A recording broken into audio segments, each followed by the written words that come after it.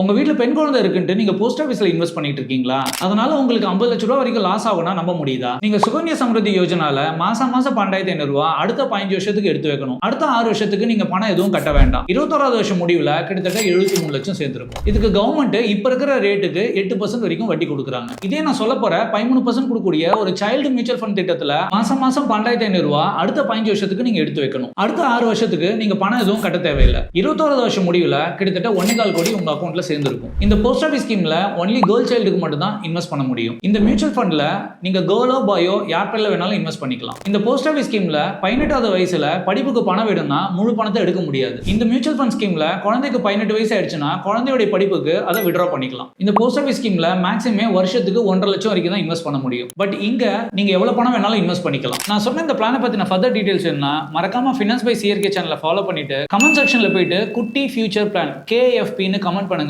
நானே உங்களுக்கு DM பண்றேன்.